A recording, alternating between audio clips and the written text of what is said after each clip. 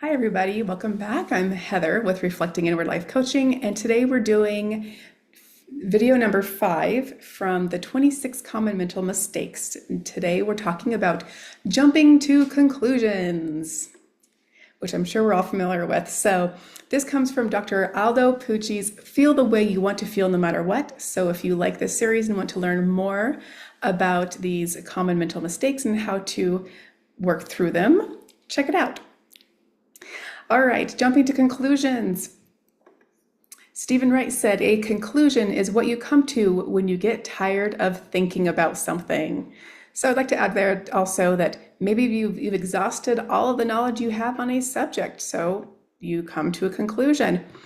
Also, I wanted to mention that when we are working with experiences that have taught us negative beliefs or limiting beliefs about ourselves, a lot of times we can come to conclusions that are completely false and inaccurate because we're only using our personal experience. And sometimes when that is about ourselves, we draw in our negative self-beliefs, the limiting beliefs from our inner child that we've been repeating on a cycle over and over and over.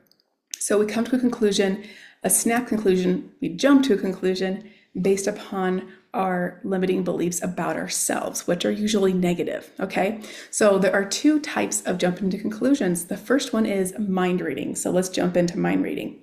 First example, he turned me down because he thinks I'm fat. Did he say that? No. She or he is jumping to conclusions. There is an assumption based upon their personal beliefs and their personal experience that says it must be for this reason, even though we have no facts to back that up. Second example, the teacher must not like me because they told me to wait until the end of class to tell my joke, and there's never time at the end. Again, an assumption, jumping to conclusions about something because of our personal beliefs or the negative self-talk that we're talking to ourselves. She broke up with me because her parents don't like me. So because means there's a conclusion coming afterwards. Maybe her parents don't like you, but we don't know if that's the actual reason why she did because she didn't say why. Okay, so there are some problems when it comes to mind reading. The first one is we're guessing, we're assuming based upon our experience, but we don't have the facts. The other thing is that thoughts really don't matter in these cases. The actions do. The actions were, he turned me down. She said to wait till the end of class. She broke up with me. Okay, so those are the actions, but we don't know the whys. We don't know what's the thinking going on behind them. And I want to throw in here that people's words toward us, their actions, behaviors toward us, they really aren't about us. They're about that person dealing with something going on inside of them. We may have done something terrible and believe that that response is justified. However, no matter what their behavior is, no matter how someone treats you, ultimately it's 100% about what's going on inside of them. Okay? So I'm not saying that we shouldn't think about how what we've done or said maybe has created an issue. We should think about that, our involvement in the situation. However, when someone says or does something toward us, it's not necessarily about us. So it's about perhaps their own insecurities, their own limiting beliefs. And I'm mentioning this because it's so important to understand that actions are attached to beliefs many times, but we cannot jump to conclusions or assume the thoughts behind it, especially since it's our thoughts that we're putting in their mind. And we have no evidence that our thoughts, our insecurities are what they're thinking and what their insecurities are. Okay, so two things to remember. How do we know that that is the conclusion? How do we know that that is the reason why? We don't. We have to use the facts. Always, always use the facts. Okay. The other thing is think back on a discussion we had on the amygdala and how the amygdala's job is to save our lives. Looks at the environment, says you're in danger, run, freeze, fight. Okay. So think about this. Do people's thoughts and actions actually hurt us, like physically hurt us. They may hurt our feelings, take us outside of our comfort zone. They may trigger a bit of a limiting belief there that we need to work through to challenge that. But is our life in danger when someone says or does something? Usually not. Usually not. Okay, let's look at the next one, and that is fortune telling. So I know I'm going to fail this test. Well, how do you know? I just do. I'm stupid. Well, what if you ask the teacher for help? She won't. Well, how do you know? I just do. So your crystal ball told you this? No. Well, why do you believe she'll say no? Because she always says no. But you don't know she'll say no this time. What's the worst that could happen by asking? Well, she might yell at me. Well, that definitely would not be fun. Have you ever been yelled at? Yeah, and I don't like it. But did you survive? Are you okay? Well, yeah. Is the grade worth risking the yelling? Yeah. Okay, so there are two things I want to talk about here. First, I really hope a teacher never ever yells at a student for asking for help. I've never heard of this, but if it ever does, think back on what I just said. That yelling isn't about you. It's about something going on with them. So it may give you an opportunity even to reach out and show your concern for that person, whether or not it's a teacher. If someone behaves badly toward you, you can choose to be like, well, that person, rah, rah, rah, rah, rah, rah, rah, rah. It's all their fault. It's not my behavior. It's causing the problem. It's their behavior. You could do that. Or you could say, man, they must be having a really hard day. The next day, come back and be like, I noticed that you seem to be having a hard time. So I just wanted you to know that I'm here and I care. And maybe that'll open an opportunity to have further discussions. And maybe in this particular case, make some time to come in for help because you're understanding and you're not blaming. And anyway, that's one thing I wanted to mention. The next thing is there are two possible endings here where the fear is she might yell at me. Well, the response could be, has she ever yelled at you before for asking for help? And the answer is probably going to be no. She's never yelled at me before when I've asked for help. And then that goes back to this, okay, so then you're telling yourself a story based upon your expectation, which is a narrative from your fears, from your limiting beliefs created by your inner child. And let's face that. It's never happened before. Should we expect it to actually happen if it's never happened before? Well, the expectation is, you had something happen before, you expect it to happen again. Never happened before. We shouldn't expect it to happen in the future. Fortune telling. Okay.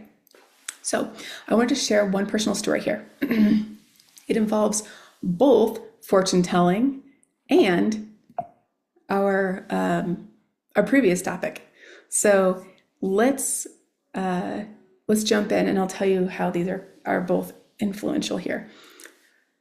For years, I got invitations to my high school reunion, which was just my graduating class. And I had no friends in my high school graduating class. As a matter of fact, I felt very rejected by my peers starting in elementary school when I first moved into this community, that community.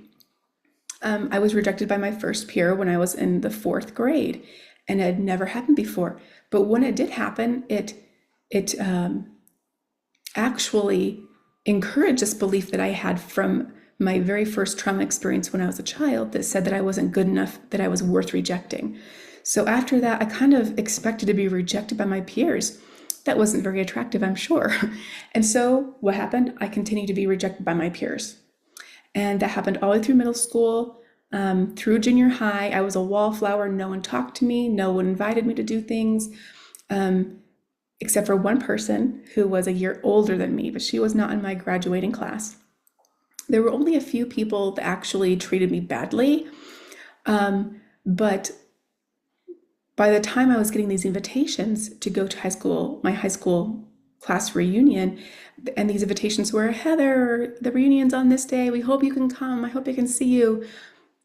I didn't know this person personally. I knew who they were. They never made effort to talk to me. Well, and let's be fair, I never really made effort to talk to them because I had such a low self-esteem. I wasn't going out of my way, right?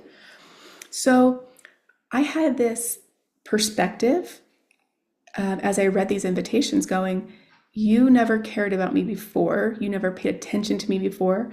Some of you were rude or inconsiderate to me at different points. You basically ignored me, and now you're reaching out like you care. And what happened was I started thinking about what would happen if I went to these reunions. They have these conversations, they'd smile and laugh. Oh, it's good to see you. Well, why? You never saw me before. Like, I wasn't going to say these things, but in my mind, the fortune telling I was telling myself was that there was just going to be a bad experience, that I expected all these things to happen at this reunion, and why would I put myself in that situation? And then when I went through my healing process, I realized that the narrative about what I was expecting them to do was based upon what I expected of them when I was a youth. And that belief was actually not created by them treating me terribly and actively rejecting me. They were simply neglecting me or ignoring me at that point. So I was creating a story of what they believed about me, and thus why they were treating me that way.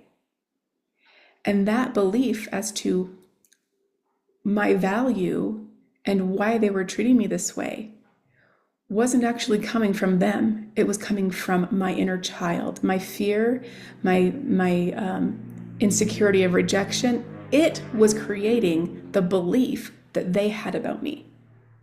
But I had no idea what they really believed about me because I never asked and they never came out and actually said it. So I was creating a story. That is fortune telling, and it is also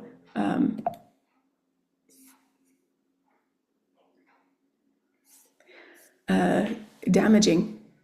It was hurtful for myself to have these assumptions, and it continued to hurt me for many, many years until I realized that I didn't need anyone else's acceptance, that I loved myself, that I accepted myself. I was worthy of acceptance. I was worthy of unconditional love. I was worthy of everything good. And when I accepted myself and I loved myself, I didn't need anyone else's acceptance. And I realized one year I came home for Christmas and I saw a girl that was from my graduating class. And I didn't know her personally really all that well. But we started talking. We were at the library. We started talking. She asked me what I was up to. I explained, and she invited me. She was a homeschool mom, and she had a community of homeschool parents. They had a little co-op for their kids. And she asked me to come and to talk to their homeschool group on some topics, especially about, going into high school, going into how to apply schoolwork and academics to what you want to do when you get older, when you're for a career, just a variety of life questions that they maybe didn't know how or who to ask. And that was a great opportunity for me because I was able to see I could interact with these people that I felt rejected by for many, many years. And I was fine. I was good. I felt good because I loved and accepted myself. So where do our jumping to conclusions come from? We jump to conclusions, and those conclusions are based upon our own experience and our expectations based upon our limiting mindsets, our negative self-talk. So please feel free to reach out with questions. If you have any concerns or you want to go over anything in particular, send me a message. If you would like to talk more about this or about limiting beliefs, maybe your personal limiting beliefs that are keeping you from being successful, please reach out. Let's schedule an appointment and chat. As always, you are wonderful. You are magnificent. You have untapped pure potential, and I really look forward to seeing everything that you choose to do because you can do anything. You are loved, and I look forward to seeing you next time. Have a great day.